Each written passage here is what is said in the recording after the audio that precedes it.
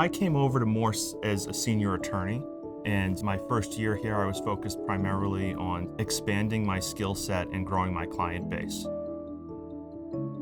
There was a wonderful training program, both informal and formal, with the lawyers here who spent a lot of time with me. Within a year, I had been promoted to member. That was also a learning experience. I started sitting at the table, and this place functions like a true partnership. That was an important step in my development as a lawyer because I started seeing the business of law more than just the practice of law.